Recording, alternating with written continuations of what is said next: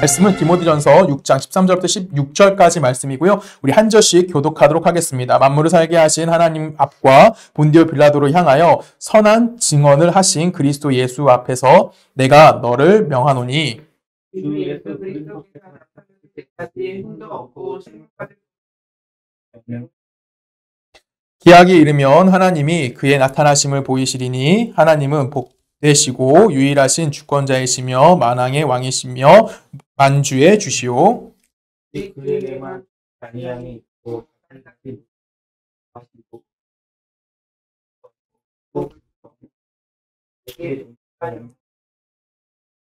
아멘. 함께 기도하겠습니다. 하나님 감사합니다. 하나님 이제 말씀 듣습니다. 하나님 말씀 들을 때 우리 귀와 우리 마음을 열어주시고 하나님 전하는 자가 먼저 하나님 앞에 겸손하게 하시고 또한 듣는 모두가 하나님 앞에 은혜될 수 있는 거룩한 시간 되게 하실 걸 믿사오며 살아계신 예수님의 이름으로 감사하며 기도했습니다. 아멘. 우리가 이제 디모데전서 이제 2시간 정도 남은 것 같아요. 오늘과 다음 주까지만 하면 디모데전서를 마칠 거고요. 디모데후서 바로 연결해서 하려고 합니다. 자, 우선 디모데전서는 계속해서 강조하는 것이 하나 있습니다. 뭐냐면 디모데전서 두 가지를 강조하고 있어요. 하나는 뭐냐면 교회를 어떻게 지킬 것이냐, 그리고 교회 안에 있는 성도들을 어떻게 성장시킬 것이냐와 관련된 이야기를 끊임없이 하고 있습니다. 그래서 교회에 있는 성도들을 교육하는 것은 신앙 교육이라고 하고요. 그 신앙 교육을 어떻게 하는지와 관련된 이야기를 다루고 있는 것이 지금 우리가 함께 보고 있는 디모데 전서의 내용이라고 볼 수 있어요. 근데 여기서 말하는 신앙 교육이라는 것은 단순하게 어떤 방법론에 대해서 이야기하는 것이 아닙니다. 뭐에 관련된 얘기를 하냐면 오늘이라는 시간 속에서 바른 신앙을 지키기 위해서 우리가 어떻게 삶을 살아야 하느냐, 내 삶을 어떻게 유지하며 살아가야 하느냐와 관련된 이야기라는 것이 바로 신앙 교육과 관련된 이야기입니다. 그래서 바울은 디모데에게 끊임없이 권면하는 것이 하나 있어요. 뭐죠? 잘못된 교훈들, 옳지 않은 교훈들, 잘못된 지도자들을 끊임없이 경계해야 한다는 것을 계속해서 강조해주고 있다는 것입니다. 그래서 여기서 말하는 잘못된 지도자들은 누굴 얘기하는 거면 거짓 교사들이라고 성경이 이야기도 하고요. 율법 선생이라는 표현도 쓰여지긴 합니다. 그래서 이들이 잘못된 것을 가리키고 있는데 이들이 잘못된 걸 가리키는 것은 제가 누누이 말씀드리지만 어떤 이단적 성향에 대해서 이야기하는 것이 아닙니다. 이들이 가리키는 것은 그리스도를 가리키긴 해요. 근데 그들이 그리스도를 가리키면서 어떻게 가리키는 겁니까? 자기가 생각되어지는 그리스도를 가리키는 겁니다. 하나님이 어떠하심을 가리키는 것이 아니라 예를 들면 조성원이 생각하는 하나님은 이런 거야 라고 해서 그 하나님을 어디에 가두는 거예요? 자기의 생각 안에 가두고 자기 인본주의 안에 하나님을 가두게 되는 거죠. 그래서 그 가둬움을 통해서 뭐 하는 겁니까? 하나님을 거짓되게 만드는 거예요. 이걸 강조하고 있는 겁니다. 그래서 이들이 강조했던 것 중에 하나는 무엇이냐면 신앙의 어떤 방향을 가야 되는지 아니면 신앙의 어떤 본질을 갖고 있는지, 신앙의 복음의 핵심이 무엇이며 또한 복음의 균형감이 무엇인지에 대해서 항상 이야기할 때 우열을 따진다는 거예요. 우열을 따진다는 건 뭐예요? 먼저 해야 될 것과 나중에 해야 될 것. 신앙에서 먼저 해야 될 것이 뭘까요, 여러분? 우리는 보통 이미 우리도 그거에 젖어 있어요. 여러분 신앙에서 가장 먼저 해야 될 거 뭐라고 생각하십니까? 기도요, 말씀이요, 성경 읽기요, 이런 거, 예배요, 헌금이요, 봉사요, 이런 거 제일 먼저 나옵니다. 그렇죠? 이런 것에 대해서 성경은 우리에게 이야기하지 않는다고 제가 누누이 말씀드렸습니다. 근데 거짓 교사들은 뭐라는 겁니까? 이런 것들이 우열을 주는 거예요. 그래서 교회에서는 이걸 먼저 해야 되고 저건 나중에 해도 되는 문제야. 아니면은 이건 옳은 거고 저건 잘못된 것이야. 이런 것을 초점이 맞춰 있는 것이 뭐냐면 그들인 거고 그들이 그런 행동을 통해서 뭘 일으키는 거예요? 교회 안에 분열을 일으키는데 그들의 가르침이 초점이 맞춰져 있다라는 겁니다. 우리는 이 문제를 생각할 때 참나 거짓된 문제에 대해서 옳고 그름의 문제를 따질 수 있다고 생각할 수도 있어요. 근데 더 중요하게 생각해야 되는 건 뭐냐면 우리가 복음을 전할 때도 바른 것을 전할 때도 무엇이 이루어질 수 있다는 겁니까? 부정적이고 잘못된 것이 드러내질 수 있다라는 거예요. 이거에 대해서 우리 성경에서 우리에게 끊임없이 이야기해 주는 것, 특히 6장에서 그 얘기를 계속해서 강조해 줬습니다. 제가 6장 5절 말씀 제가 읽을게요. 마음이 부패해지고 진리를 잃어버려 경건을 이익의 방도로 생각하는 자들의 다툼이 일어나느니라라고 말합니다. 지금 여기서 중요한 게 뭐예요? 경건을 뭘로 생각한대요? 이익의 어떤 도구로 사용한다는 겁니다. 그것이 어디까지 가냐면 10절 하면 이렇게 되어 있어요. 돈을 사랑함이 일만하게 뿌리가 되나니 이것을 탐하는 자들은 미혹을 받아 믿음에서 떠나 많은 근심으로써 자기를 찔렀도다라고 얘기합니다. 돈을 사랑하는 자리까지 갔다라는 건 뭐예요? 돈으로 할 수 있는 모든 것들. 쉽게 말하면 오늘날로 이야기하면 모든 것이 되겠죠. 생명을 사는 것도 돈으로 가능해졌잖아요. 그래서 이런 모든 것들이 뭐 하는 겁니까? 하나님을 대신해서 할 수 있는 이 모든 것들이 뭐 하고 있는 거예요? 그들이 뭘 하기 때문에 경건한 것을 뭘로 사용한다는 겁니까? 자신의 이익을 구하는 거. 그래서 쉽게 말하면 기독교라는 이름을 가지고 자기가 돈을 따라가게 되고 기독교란 이름을 가지고 뭐 하는 겁니까? 자기의 이익을 추구하게 되어지는 것에 대해서 이야기하고 있다는 것이죠. 그래서 우리는 이 문제를 볼 때마다 항상 제일 먼저 떠오르는 건 뭐냐면 그러면 우리는 뭐 해야 되겠구나. 세상을 사랑하지 말아야 되겠구나. 돈으로 사랑할 수 있는 걸 사랑하는 것이 아니라 하나님을 사랑하는 자가 되어야 되겠구나. 아니면 내가 신앙을 어떤 수단으로 하지 말아야 되겠구나 라고 생각할 수도 있다는 거예요. 우리는 이건 당연히 기본적으로 해야 되는 생각이 맞습니다. 근데 성경은 단순히 여기서 멈추는 것이 아니라 우리는 어디까지 이끌어갈까요? 그것이 오늘 본문입니다. 어디 제가 13절 우리 같이 읽어볼까요? 다 같이 시작.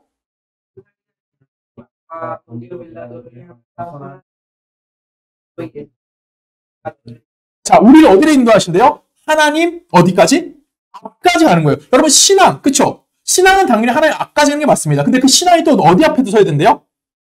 본디오, 빌라도 앞에도 서야 된다고 이야기해요. 여러분 본디오, 빌라도 누굽니까? 예수님을 십자가에 못 박게 했던 그 유대 지역의 총독이었어요. 이 사람 앞에 누굴 세우는 겁니까? 우리를 세워야 한다라고 이야기하는 거예요. 즉 내가 신앙을 갖고 있어. 그럼 바른 신앙이라고 해서 뭘 얘기하는 거냐면 당연히 하나님 앞에 서서 내가 바르게 신앙생활하는 거 맞습니다. 그렇죠? 그리고 그 신앙생활함을 통해서 내가 누구처럼 되고 원하는 거예요. 우리는 구약에 나오는 유명한 사람들 많잖아요. 뭐 모세도 되고 싶어하고 다윗도 되고 싶어하고 엘리야도 되고 싶어하고 뭐 다니엘 같은 사람 되고 싶어하는 것도 맞습니다. 우리가 그런 사람들은 되고 싶어하는 이유는 딱 하나예요. 왜 그럴까요? 그들은 어떤 걸 가지죠? 하나님의 이름을 가지고 하나님의 힘을 가지고 하나님의 능력을 가지고 어떤 결과를 만들어냈던 사람들이에요. 그래서 그 결과를 가지고 하나님 앞에 영광을 줬던 사람이 누구냐면 지금 앞에 나왔던 신앙의 위인들이라는 말이죠. 근데 우리는 그런 사람들을 바라보면서 저 사람들처럼 우리도 뭐가 되고 싶다?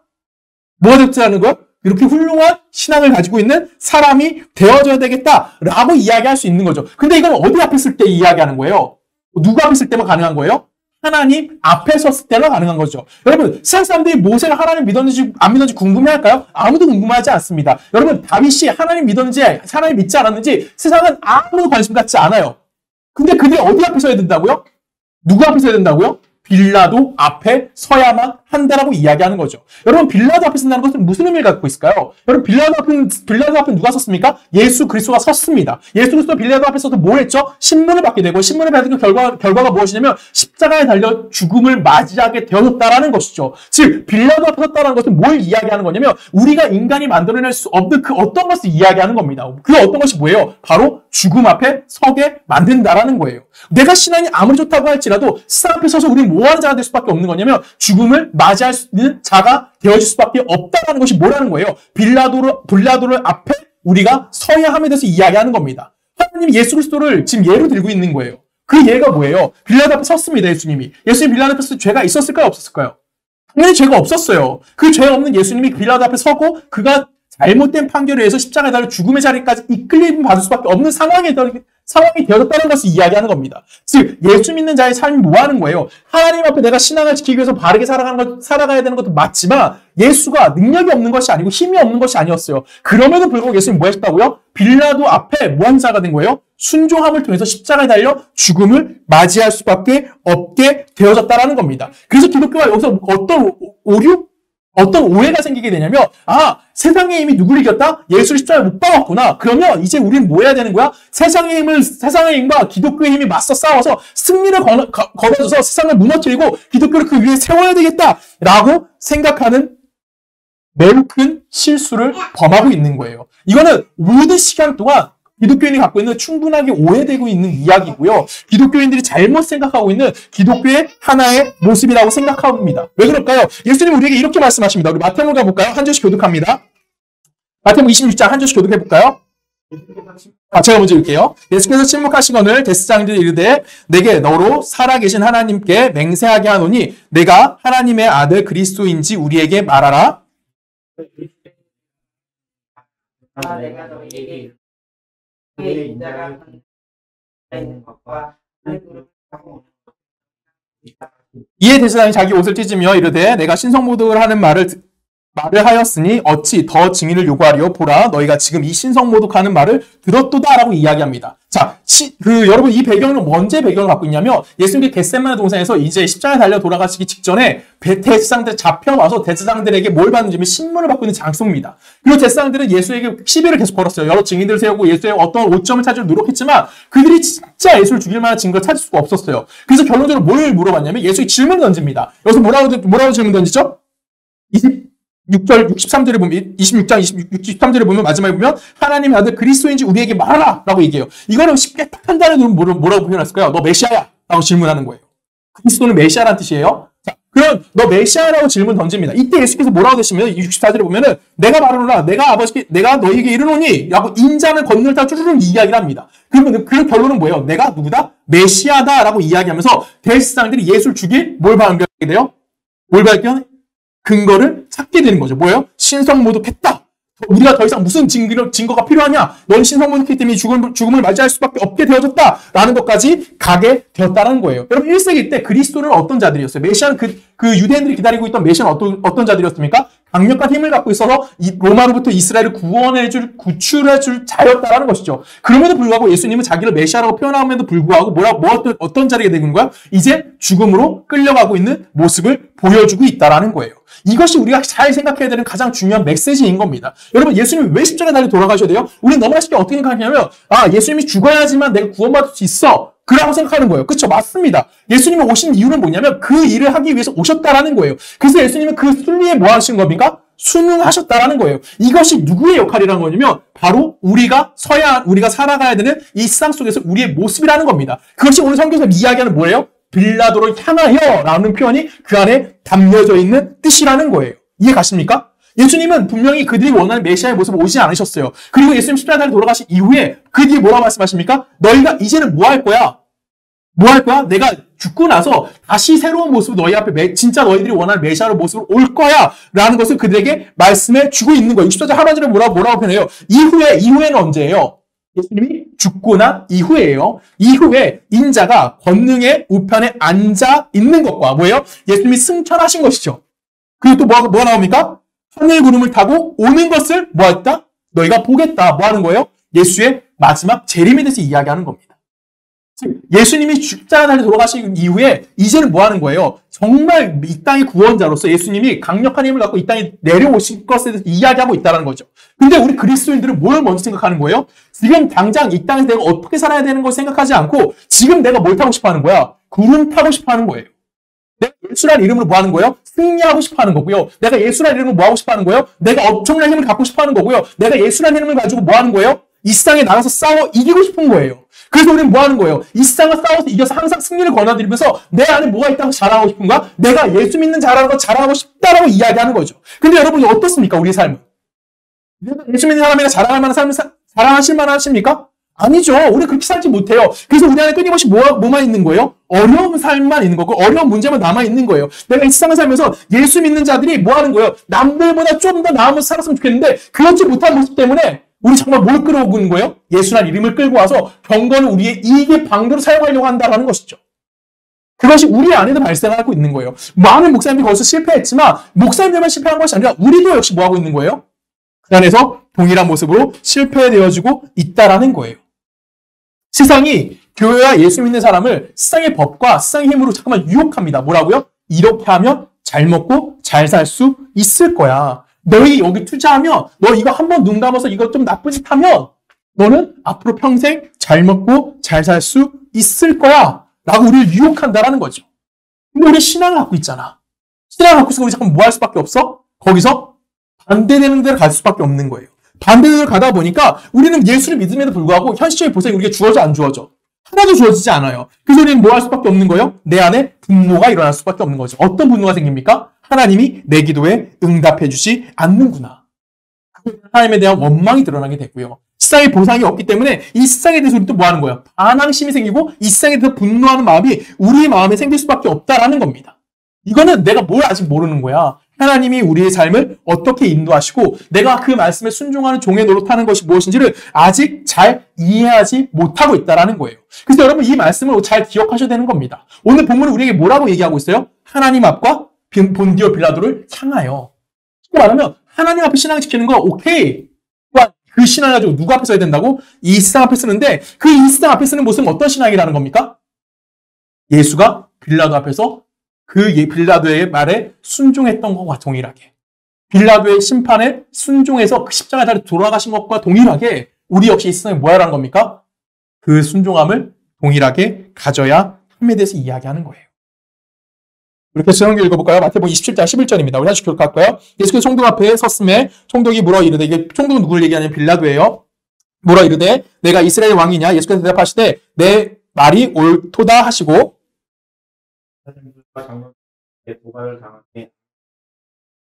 이에 빌라도가 이르되 그들이 너를 쳐서 얼마나 많은 것으로 증언하는지를 듣지 못하느냐 하되. 자, 지금 예수님이 뭐라고 있어요? 지금 빌라도가 질문하는데 예수님 대답하지 않아. 대답하지 않고 있어요. 그렇죠? 예수님이 변명하지 않는다라는 거예요. 예수님이 왜 변명하지 않으셨을까요? 이유는 간단합니다. 예수님이 메시아라는 증거를 드러내셔야 되는 분이세요. 그래서 예수님은 자기가 메시아라는 걸 증명하기 위해서 뭐 하셔야 되는 거예요? 십자가에 달려 죽으셔야만 한다라는 거죠. 그렇죠? 예수님 십자가에 달려 돌아가신 건 분명히 잘못된 법에 의해서 예수님 죽은 건 맞습니다. 좀 억울한 죽음이긴 해요. 그럼에도 불구하고 예수님은 뭐 하는 거예요? 이 땅에 오셔서 우리를 위해 십자가를 지셔야 되는 거고, 그 십자가 지심을 통해서 우리에게 무엇이 주어지는 겁니까? 구원이 주어지는 거고, 이건 누구의 뜻에 순종하는 거예요? 하나님의 뜻에 순종하는 방법이라는 거예요. 이것이 우리를 구원하기 위한 유일한 하나님의 방법인 거고, 그 방법에 의해서 예수님 이 땅에 보내주신 거고, 예수님 이 땅에 오신 유일한 사역이라고 할 수 있는 게 뭐예요? 바로 십자가에 달려 돌아가시는 것이었다는 거예요. 근데 예수님이 변명하지 않았던 이유는 당연한 거예요. 왜? 그 일을 하셔야 되기 때문에. 근데 보통 사람들이 변명을 합니다. 변명하는 이유는 뭐예요? 왜 변명하죠, 우리가? 이유는 간단합니다. 피하고 싶어서죠. 내가 그 안에서 보호받고 싶어서예요. 그래서 말도 안 되는 변명들을 만들어내는 거예요. 말도 안 되는 거짓말을 만들어내는 거죠. 그래서 내가 그 위기 가운데 뭐 하는 거예요? 도망치고 싶은 거예요. 근데 예수님은 십자가의 죽음 앞에서 뭐 하셨다고요?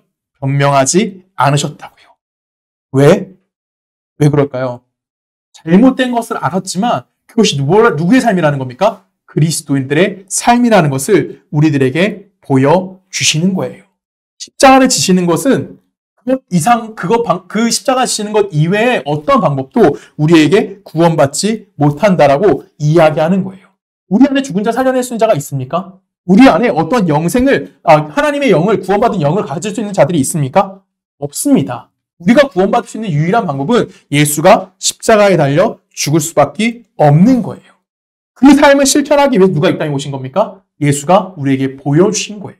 예수를 믿는다고 하고 예수의 제자라고 이야기하는 우리들이 삶이 어떻게 되는 거냐면 예수가 이 땅 가운데 살아갔던 모습을 그대로 우리가 뭐 해야 되는 거예요? 닮아가야만 한다라는 겁니다. 예수를 믿는 현실 속에서 우리는 애달파야 되는 거고요. 예수를 믿는 삶 속에서 우리는 뭐 하는 겁니까? 나의 옳음을 증명하고 싶지만 증명하지 못해요. 고달프고요. 멋지지 않습니다. 오히려 예수 믿고 사는 것이 너무나 피곤하고요. 너무나 아프고요. 너무나 괴롭고요. 어떨 때는 너무나 허전하기도 하고요. 내가 예수 믿는 것 때문에 무시당할 수도 있는 거예요. 우리 모두나 이런 생각 가지고 계시지 않습니까? 저는 솔직히 자주 합니다. 예수 믿는데 왜 나는 이렇게밖에 못 살까? 예수 믿는데 나는 왜 이 정도밖에 안 될까? 사람이. 이런 고민 나 끊임없이 해요. 저도 역시 뭐 하고 있는 거예요, 아직? 이 세상의 보상과 하나님이 우리에게 나중에 주실 보상에 대해서 비교하고 있다는 거죠. 눈에 보이지 않는 하나님 나라를 사모하는 것이 아니라 지금 현실 속에서 내가 뭐 하고 싶은 거야? 어떠한 보상을 받고 싶어하는 마음이 아직도 제 안에 가득하다는 거예요. 매주 제가 이 말을 하지만 매주 설교 시간마다 제가 그걸 강조하지만 저 역시 뭐 할 수밖에 없어요? 그 안에서 시련받고 넘어지고 쓰러질 수밖에 없다라는 겁니다. 이것이 지금 누구의 삶인 거예요? 우리의 삶인 거예요. 이 기준이 뭐가 되는 거냐면 이 신앙이 올바름의 근거가 되어질 수 있다는 겁니다. 어떤 신앙이 올바르냐? 하고 질문 던질 때 무언가 해냄을 통해서 어떤 업졸랑인 건 올바른 신앙이라고 이야기할 수가 없어요. 올바른 신앙이라는 건 뭐냐면 오늘 주어진 너의 삶 속에서 내가 그리스도인으로서 얼마나 그리스도를 닮는 삶을 살아냈느냐. 예수가 가져갔던 그 길에서 내가 얼마나 바른 모습으로 살아갔느냐. 그것이 우리에게 질문이 던져져야 하는 겁니다. 왜 그러냐면 우리는 예수 믿는 자들이에요. 예수님이 나의 구원자라는 거 여러분 다 믿으시죠? 이때 질문하면 모두 다 아멘 할 겁니다. 예수만이 십자가의 길이라는 걸 우리는 다 알어요. 그래서 우리는 뭐 하는 겁니까? 복음 전하는 자의 삶을 살아야 하는 것도 다 알고 있습니다. 근데 중요한 건 우리가 잊어버리는 게 하나 있죠. 뭐죠? 예수처럼 죽어야 한다라는 거예요. 어디에서? 이 세상 속에서. 그래서 나를 구원해 줄 방법이 십자가 외에 아무것도 없습니다라고 고백은 하지만 십자가는 어떤 거예요? 죽는 자리거든요. 거기는 안 가는 거죠. 그래서 자꾸 우리는 뭘 하려고 하면 십자가 이외에 구원받는 방법이 있을 것이다라는 착각을 하는 겁니다. 그래서 뭐 하죠? 노력하고요, 선택하고요, 결정해서 어떤 결과물을 만들어내고 이 결과물을 하나님께 딱 보여줌을 통해서 하나님으로부터 뭘 받고 싶다? 구원 받을 수 있다라고 이야기하고 싶은 거예요. 그것이 누구의 모습인 겁니까? 우리의 모습인 거고요. 우린 끊임없이 이 싸움을 해야만 하는 자들이라는 겁니다. 내가 십자가를 통해서 구원받은 자라는 거 잊지 말아야 되는 거고요. 예수가 나의 구원자이심을 잊지 마셔야 되는 겁니다. 예수가 이 땅에 오신 이유는 뭐예요? 십자가에 달려 죽기 위해서 오신 거예요. 예수님 다른 이유로 갖고 오시지 않았어요.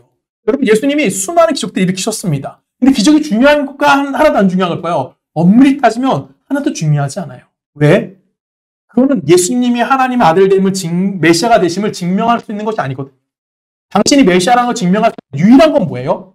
십자가에 달려 그가 우리를 위해서 대신 죽으심을 당하셔야 하는 겁니다. 근데 교회는 죽지 않으려고 해요. 교회는 세상 속에 자꾸만 살아나려고 합니다. 그리고 세상의 힘을 키워서 이 세상을 정복하려고 하죠. 가장 악했던 때가 언제죠? 그래서 가장 세상의 힘으로 교회가 세상의 힘을 갖고 세상을 전복시키려고 했고 세상을 변화시키려고 했던 시대가 언제였죠? 로마 시대? 조금 더 나가면 좋을 것 같아요. 조금 더 안쪽으로. 로마보다 더 악했던 시대. 로마부터 연결되는 시대라고 할 수 있죠. 언제죠? 중세 시대입니다. 여러분, 중세 시대 때 복음이라는 걸 가지고 이 세상을 변화시키려고 엄청난 노력을 했어요. 근데 이 세상이 변화되었나요? 아니죠. 중세 기독교의 반항에 생긴 운동이 하나 있습니다.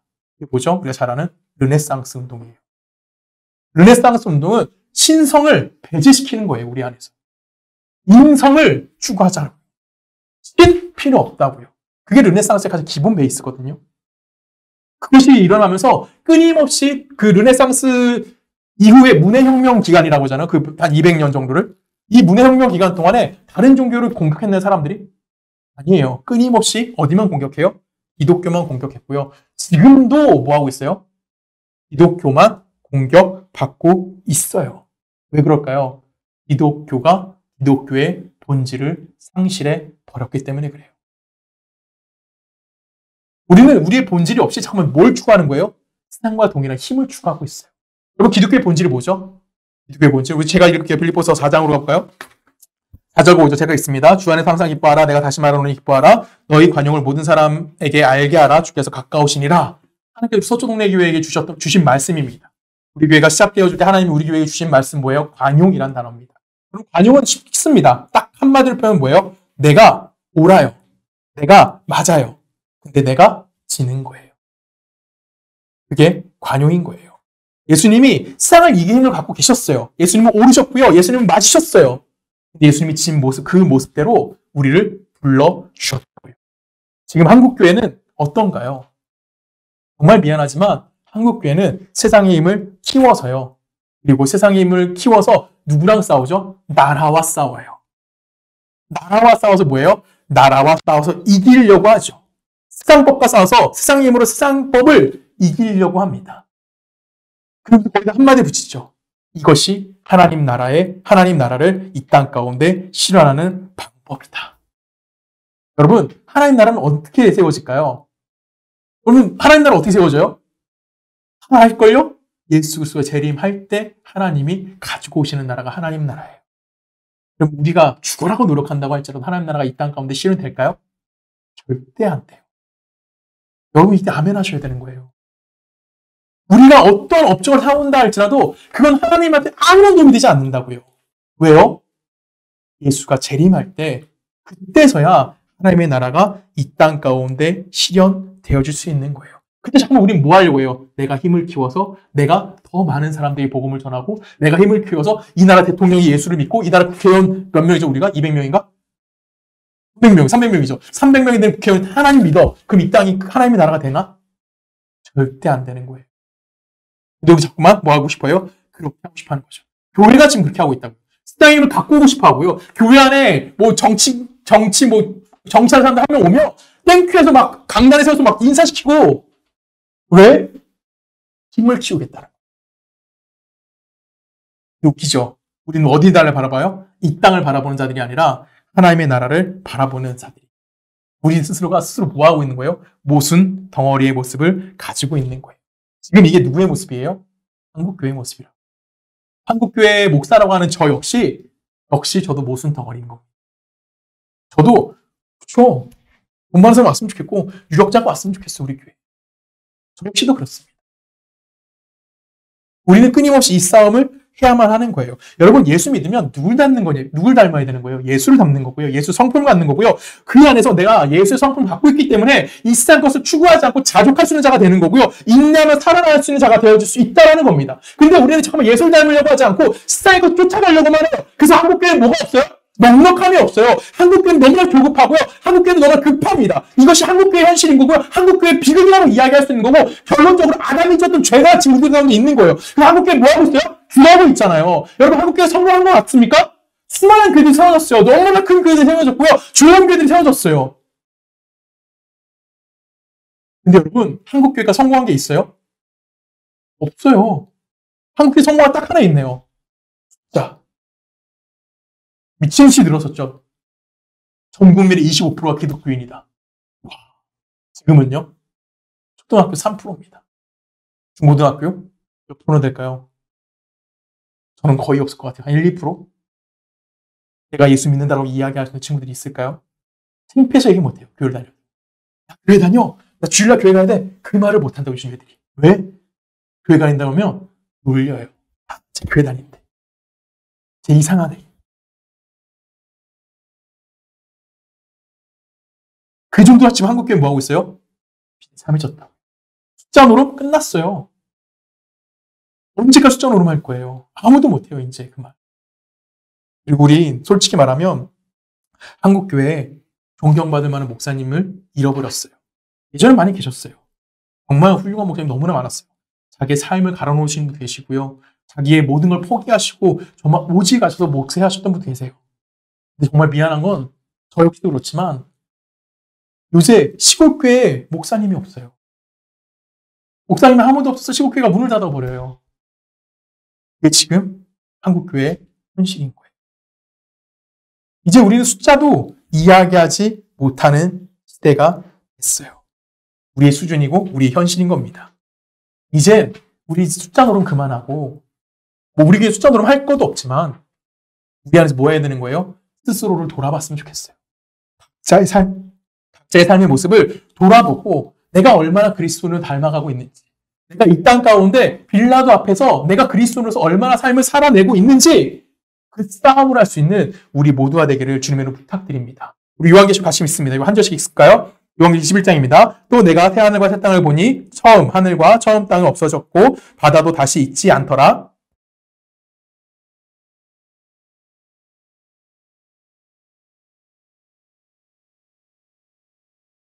내가 들으니 보좌에서 큰 음성이 나서 이르되 보라 하늘의 장막이 사람들과 함께 있음에 하나님이 그들과 함께 계시리니 그들은 하나님의 백성이 되고 하나님은 친히 그들과 함께 계셔서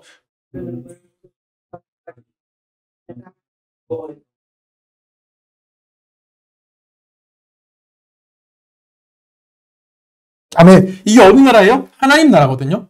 하나님 나라 이렇게 온다고 이야기하는 거예요. 근데 4절 볼까요? 4절 마지막에 뭐라 되어 있어요? 처음 것들은 뭐 했대요? 다 지나갔다. 그럼 처음 게가 뭐예요? 인간적인 것들이에요. 그것이 뭐 해야 된다고? 다 지나갔다고. 하나님 나라에 뭐가 없다는 거야?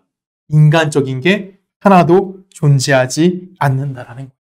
하나님이 허락하시는 은혜와 하나님이 우리에게 주시는 뜻과 그의 계획의 완성을 인해서 하나님 나라가 우리 안에 허락되어지는 것이 인간적인 그 어떠한 것들이 하나님 나라를 만들어낼 수 없다라는 겁니다.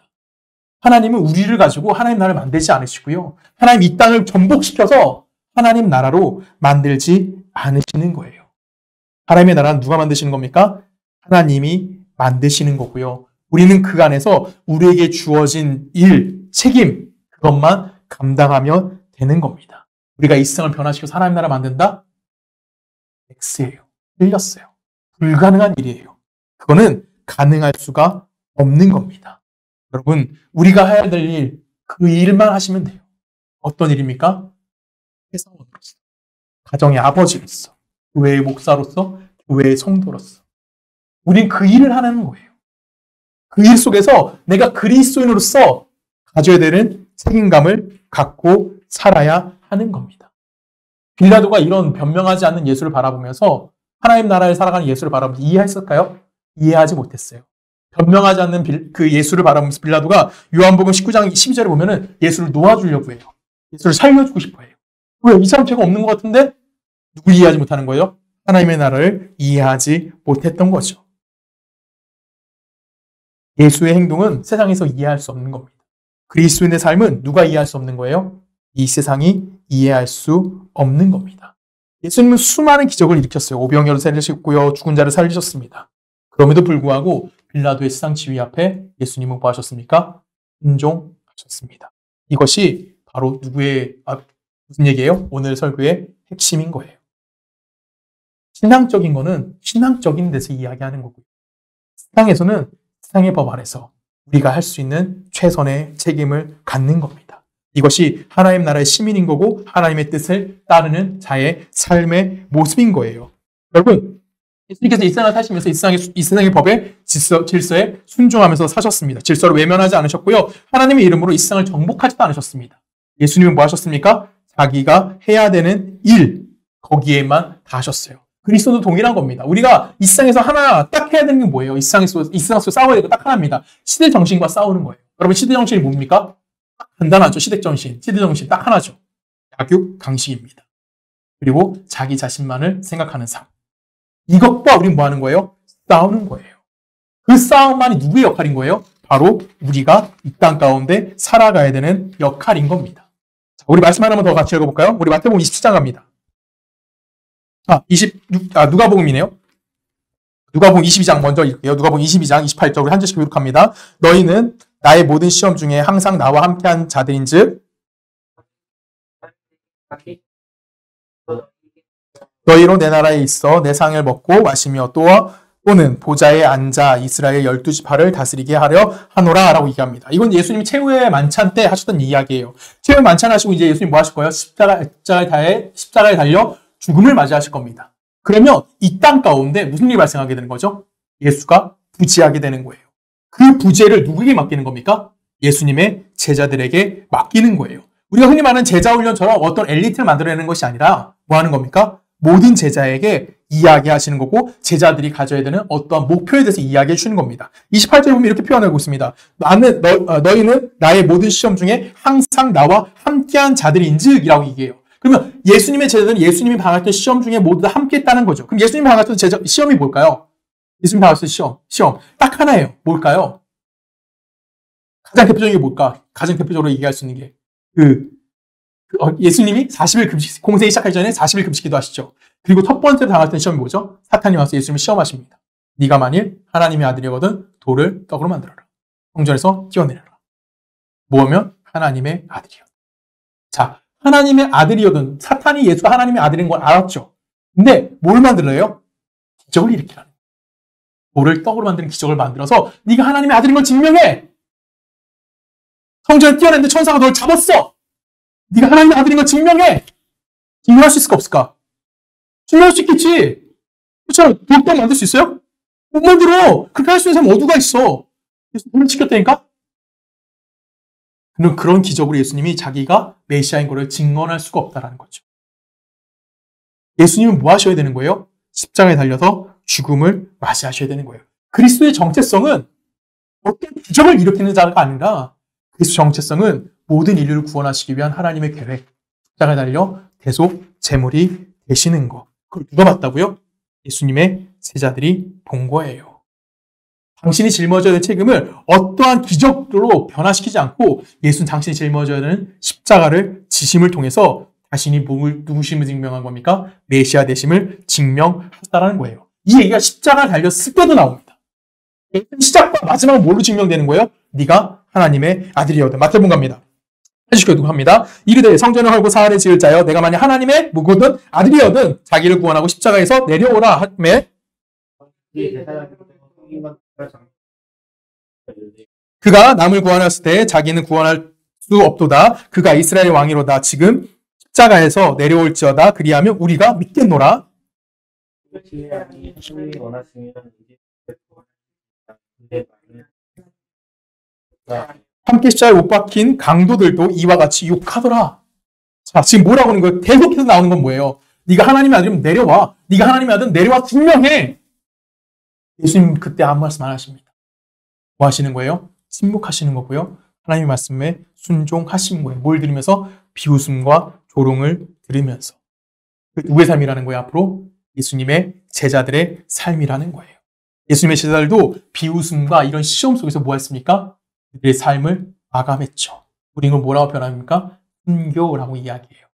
그들은 복음을 전하다가 순교하면서 죽었습니다. 여러분, 그들 중에 영웅이 태어났을까요?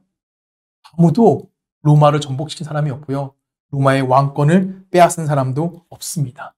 그들은 이름도 없고요. 그들은 빚도 없이 죽어버렸습니다. 그것이 누구의 삶인 거예요?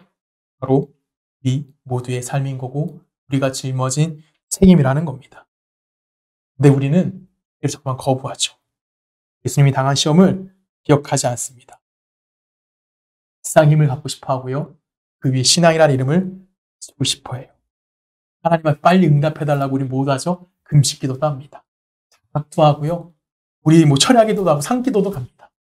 하나님 빨리 이거 해결해 주십시오. 하나님 능력하게 해주십시오. 하나님은 절대 안 들어주시죠. 왜요? 지금 민유가 안에 있어요. 잠들었나요? 감사하네요. 민유가 나중에 땡깡을 막 써요. 아빠 이거 해줘. 근데 되게 옳지 않은 걸 예를 들어볼게요. 예를 강한 예를 들게요. 민유가 막 마약하려고 해요. 아빠 마약하게 돈 좀 줘. 줄까요? 안 줄까요?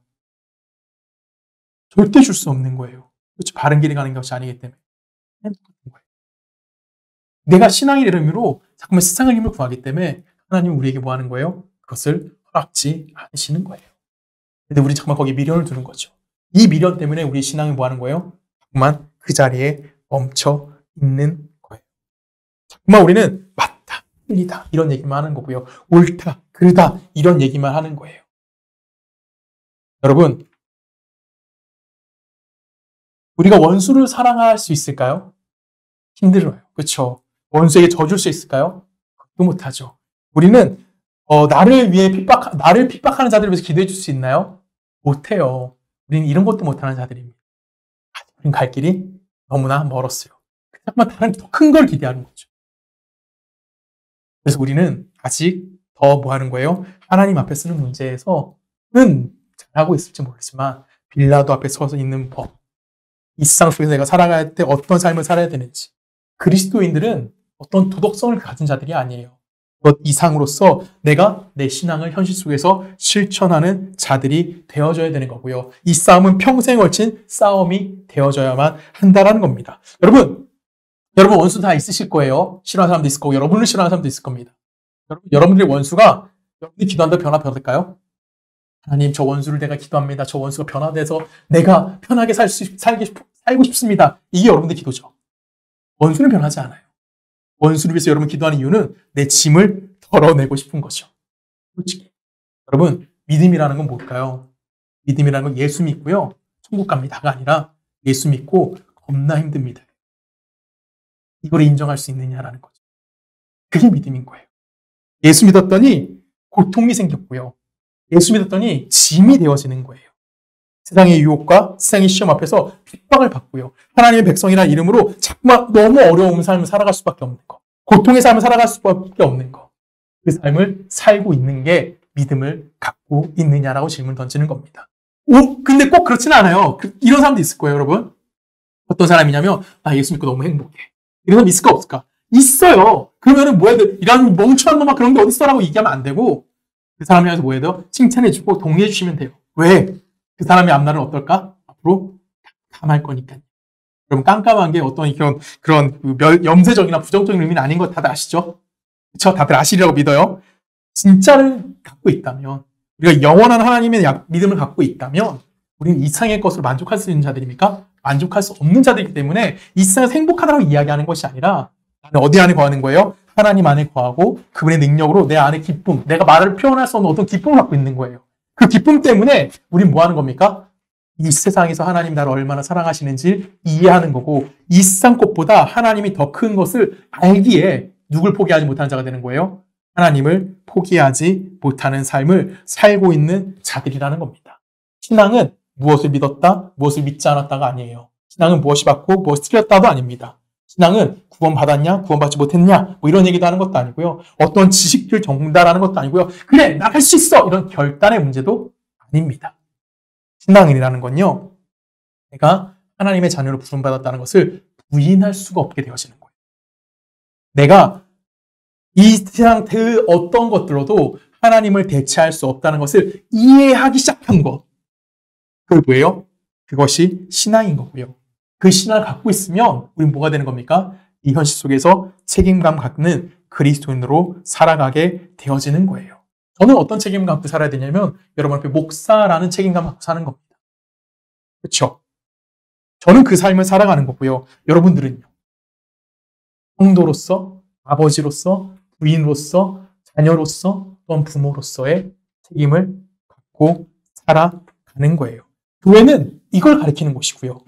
교회는 이것을 뭐 하는 곳이에요? 실천하면서 하나님 앞과 빌라도 앞에서 우리가 동일한 모습을 가지고 살아갈 수 있도록 훈련되어지는 곳입니다. 2024년 우리 서초동네교와 그런 교회가 되길 원합니다. 훈련되어져서 이 세상에서도 이 안에서도 동일한 그리스도인으로 살아낼 수 있는 우리 모두가 되기를 주님의 이름으로 간절히 부탁드립니다. 우리 함께 기도하시겠습니다. 사랑에 많으신 아버지 하나님 감사합니다. 하나님의 은혜와 하나님의 사랑 안에 지금 우리가 살아있음을 감사할 수 있는 자들 되어지기 원합니다. 하나님, 내가 신앙을 가지고 하나님 앞에 서 있을 때나 또한 내가 신앙을 가지고 이 세상의 법 아래 서 있을 때 우리가 동일한 믿음과 동일한 삶을 살아낼 수 있는 우리 모두가 되어지기 원합니다. 내가 세상의 힘을 갖고 이 세상 속에서 뭔가 대단한 업적을 남기려는 것이 아니라 내가 예수 그리스도라는 이름을 가지고 이 세상에서 예수 그리스도의 제자로서의 삶을 살아낼 수 있는 우리 모두가 되어줄 수 있도록 우리와 함께하여 주시옵소서. 이제는 우리 예수 그리스도의 은혜와 성부 하나님의 사랑과 성령님의 내주되심이 그리스도인으로서 하나님의 자녀로서 이 땅 가운데 통하며 그 뜻을 이루어가기를 소원하는 우리 서초동네교회 모든 성도님들의 삶과 가정과 직장과 또한 그들이 살고 있는 모든 나라 가운데 지금부터 영원히 함께 하시기를 간절히 축원하옵나이다.